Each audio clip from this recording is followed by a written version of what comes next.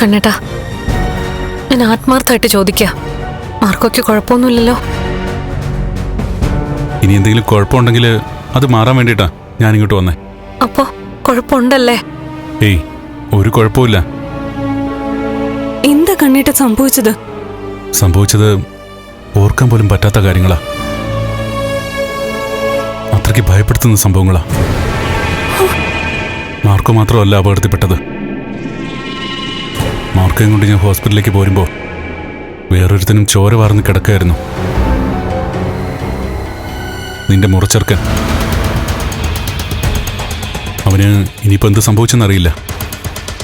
അവനെ വഴിപോക്കർ ഏതെങ്കിലും ഹോസ്പിറ്റലിൽ എത്തിച്ചോന്നും അറിയില്ല. അത് അത്രയ്ക്ക് വിജനമായൊരു സ്ഥലമായിരുന്നു. അതുകൊണ്ട് അത്ര പെട്ടെന്നൊന്നും ചോര വാർന്ന് കിടക്കുന്നവനെ എടുത്തുകൊണ്ട് പോകാൻ സാധ്യതയില്ല. രക്തം നഷ്ടപ്പെട്ട് അവൻ ഈ ലോകത്ത് നിന്ന് തന്നെ പോട്ടെ മോളെ. ഇതുപോലെ ചതിയും വഞ്ചനയും ഉള്ളിൽ വെച്ചുകൊണ്ട് നടക്കുന്ന ഒരുത്തനെ ഞാൻ കണ്ടിട്ടില്ല. കണ്ണേട്ടൻ ഇത്രയും ദേഷ്യത്തോടെ സംസാരിക്കണമെങ്കിൽ അവിടെ അതുപോലുള്ള കാര്യങ്ങളായിരിക്കുമല്ലോ നടന്നത്. അതുകൊണ്ടല്ലേ ഞാൻ പറഞ്ഞത് അതൊക്കെ ഓർക്കാൻ പോലും എനിക്ക് ഭയമാണെന്ന്. അവനെന്നെ കൊണ്ടുപോയത് കൊല്ലാനാ.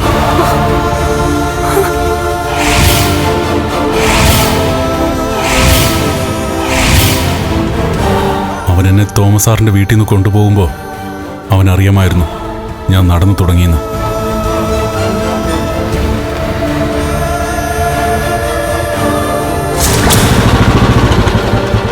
നീ സാറിനെ കൊല്ലാനൊന്നും കൊണ്ടുപോകല്ലോ. തിരിച്ച് നീ സാറിനെ സേഫായിട്ട് വിടുന്നത് വരെ ഞാനും കൂടെ കാണും.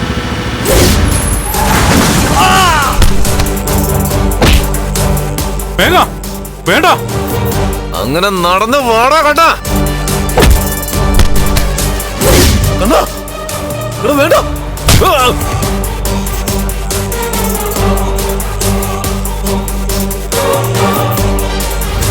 ഞാൻ എന്തൊക്കെയാ കണ്ണേട്ടായി കേൾക്കുന്നത്? അതെ, നിനക്ക് ഓർമ്മയുണ്ടല്ലോ മഞ്ജു, പഞ്ചഗുസ്തി മത്സരമൊക്കെ നടക്കുമ്പോൾ മേഘനും ഉണ്ണി അനന്തുമൊക്കെ എന്നെ തോൽപ്പിക്കാൻ ശ്രമിച്ചിട്ടുണ്ട്. ഞാൻ തോറ്റിട്ടില്ല. സൈസ് കൊണ്ട് മേഘൻ എന്നെക്കാൾ മുകളില. പക്ഷേ അവൻ എന്നോട് പൊരുതി നിൽക്കാൻ പറ്റില്ല. അങ്ങനെയുള്ളപ്പോൾ കാലിനും കൈക്കും ചലനശേഷിയുള്ള കണ്ണിനെ തോൽപ്പിക്കാൻ അവന് പറ്റില്ല. അതവൻ മറന്നുപോയി. എനിക്കൊരു അനിയനുണ്ട്. അമ്മ രണ്ടാണെങ്കിലും ഒരച്ഛൻ്റെ മക്കളാണ് ഞങ്ങള്. നിന്റെ സ്വന്തം ചേട്ടൻ. അവനൊരിക്കലും ഒരേട്ടനായിട്ട് എന്നെ കണ്ടിട്ടില്ല. സ്വന്തം ഏട്ടനായിട്ട് കൂടപ്പിറപ്പായിട്ട് കണ്ടത് മാർക്കോയാ.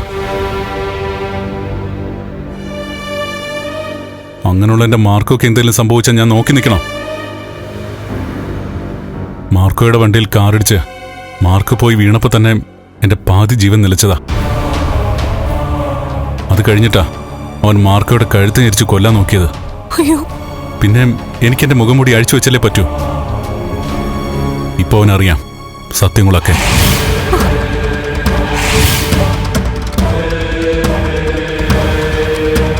പക്ഷേ അവനിപ്പോൾ ജീവനോടെ ഉണ്ടോ മരിച്ചോ എന്നൊന്നും അറിയില്ല.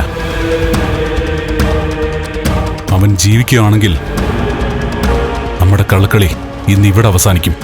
അവസാനിക്കുന്നെങ്കിൽ അവസാനിക്കട്ടെ ഏട്ടാ. ഇതൊക്കെ കേട്ടിട്ട് അവന് കൊല്ലാനുള്ള ദേഷ്യം എനിക്ക് പോലും ഉണ്ട്.